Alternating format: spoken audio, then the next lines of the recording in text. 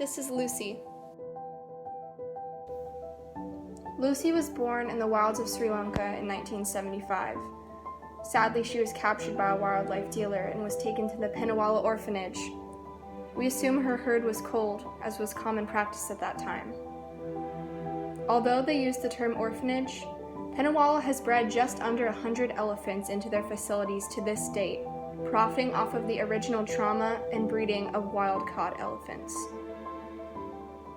Lucy was taken into the entertainment industry at Pinnawala and was sold to the Edmonton Valley Zoo for less than $10,000. She was only 2 years old. Lucy spent her first 12 years at the Edmonton Zoo completely alone. Elephants are by far one of the most socially aware and intelligent creatures on the planet, with a multitude of different communications that are specific to their species.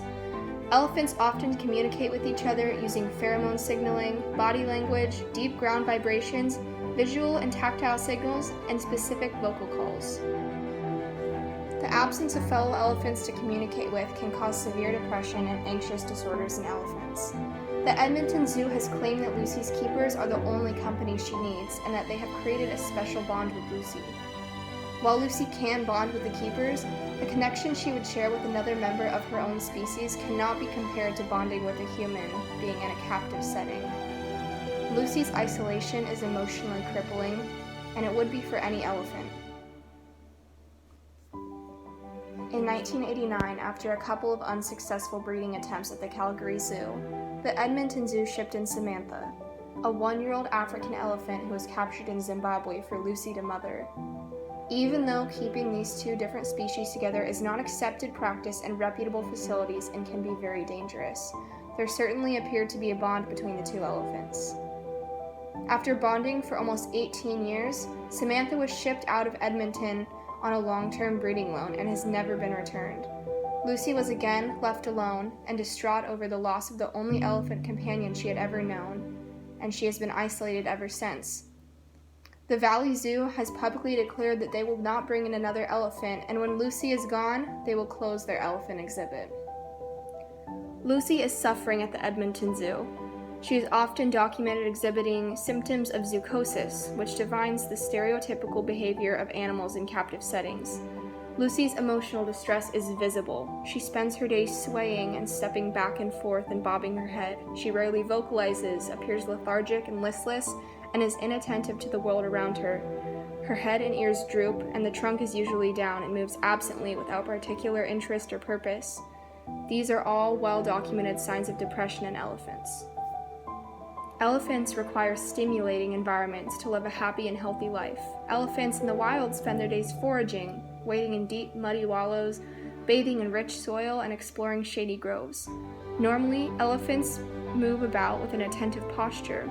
Their head and ears are lifted and their trunk is constantly on the move, exploring everything of interest.